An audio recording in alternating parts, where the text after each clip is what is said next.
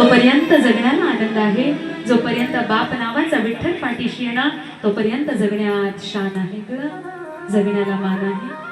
बापासारखा श्रीमंत या जगात कुणीच नाही आणि आई इतकी सुंदर या जगात कुणीच नाही. का नेते पुढाऱ्यांच्या पायाला वागता? अहो नको कुणाचा द्वेष, नको कुणाचा हेवा.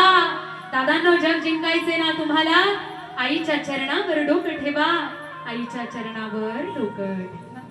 दादांनो, आज श्री विष्णू रामचंद्र धसाडे बाबा आपल्या पत्नीच्या जाण्यानं त्यांचा सुंदर असा परिवार, कविताताई दीपेश पांढरे विवाहित मुलगी आणि श्री किशोर विष्णू धसाडे असा सुंदर परिवार छायाचित्र धरायला आबा आता एकटेच आहे.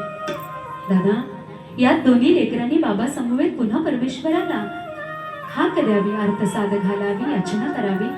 म्हणून म्हणतो आनंदानं भरावी तुझी ओटी, पुन्हा एकदा जन्म घ्यावा माये तुझ्या पोटी, पुन्हा एकदा जन्म घ्यावा माये तुझ्या पोटी. त्या भगवंताला सांगावं, जर पुन्हा जन्माला येणार असू ना तर याच आईच्या पोटी जन्म घेऊ दे, याच मायेचं वात्सल्य धसाडे परिवाराला पुन्हा एकदा मिळू दे. कारण आज भगवंताकडे प्रार्थना करण्या वाचून आपल्याकडे पर्याय नाही. मरावे परी कीर्ती रूपी उरावली औषध बसणारी आई त्या कुटुंबात अशी राहिली ना, कधीच धीर भावाला ती बहिणी वाटली नाही, सदैव आईप्रमाणे जिव्हाळा दिला. पुतण्याला आणि पुतणीला असं प्रेम लावलंय जणू पोटचाच गोळा, एवढा जिव्हाळा दिलाय त्या आईने त्या लेकरांना.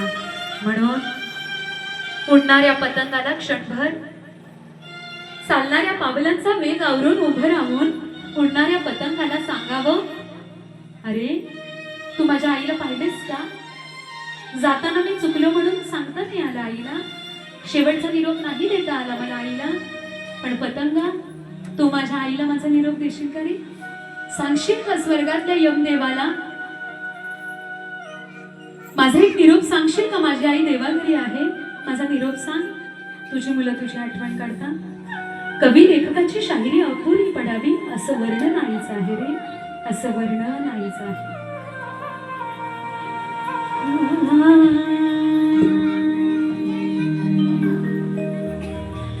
पतंगा रे पतंगा थोडासा तो थांब रे, आई माझी देवा घरी निरोप माझा सांग रे. पतंगा रे पतंगा थोडासा तू थांब रे, आई माझी देवा घरी निरोप माझा सांग रे, आई माझी देवा घरी निरोप माझा सांग रे.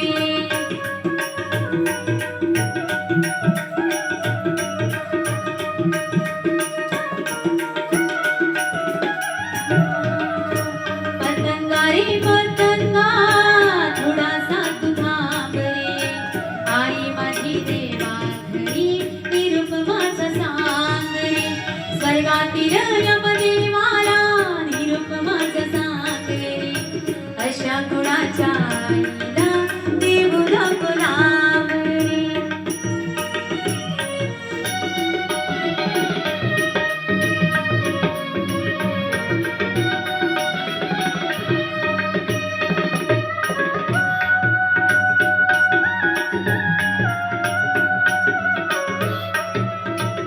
कोण असते का आई?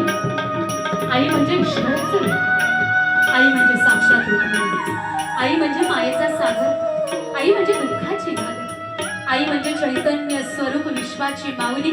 मिठी मारल्यावर तो अंतकरणात न होत का डोळ्यात येणाऱ्या अश्रूंच्या स्वरूपात गालावर ओघळावा, ते चैतन्य म्हणजे आई.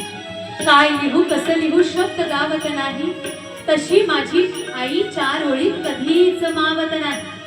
थकतात सारे थकत सारं घर, माझ्या आई इतकी या जगात कुणीच धावत नाही, माझ्या आई इतकी या जगात कुणीच धावत नाही.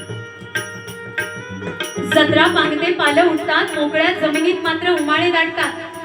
जत्रा पांगते पालं उठतात, मोकळ्या जमिनीत मात्र उमाळे दाटतात. असते तेव्हा जाणवत नाही आणि नसते तेव्हा नाही म्हणवत नाही. काय लिहू कसं लिहू शब्द गावत नाही, तशी माझी आई चार ओळीत कधीच मावत नाही. तशी माझी आई चारोळी कधीच मावत नाही. पतंगारी पतंगा थोडासा तू थांबली, आई माझी देवा घरी निरप माझा सांगरी, आई माझी देवा घरी निरप माझा सांगरी, स्वर्गातील यमदेवाला निरप माझा सांगरी, अशा कोणाच्या आईला नेऊ नको लांबरी, अशा कोणाच्या आईला नेऊ नको लांबरी.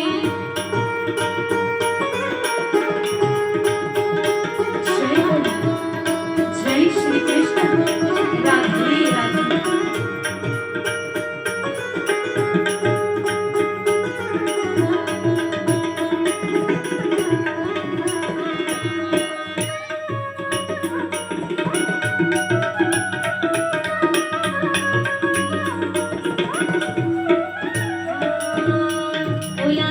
झालो मी रात्रभर नसा, तळमळे जीव माझा जळू पाण्यातील मासा, ओला चिंब झालो मी रात्रभर नसा, तळमळे जीव माझा जळू पाण्यातील मासा, स्वर्गातील यमदेवाला निरोप माझा सांगरे, अशा कोणाच्या आईला नेऊ नको लांबरे, पतंगारी पतंगा थोडासा तू थांबरे, निरोप माझा आईला तू घेऊ नको लांबरे, पतंगारी पतंगा थोडासा तू थांबरे, आई माझी देवा घरी निरोप माझा सांगरे.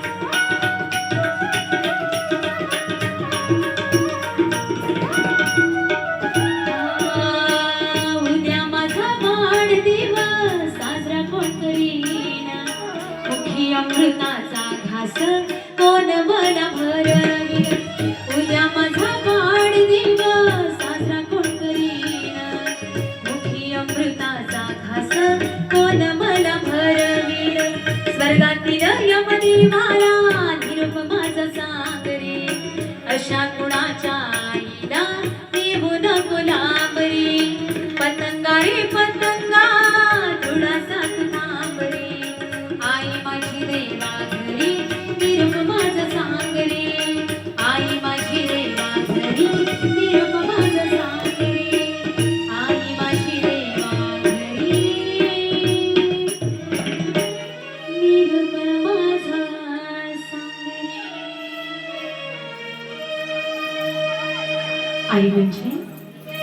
आई म्हणजे लेकराची माई, दुधावरची साय, लंगड्याचा पाय आणि हसराची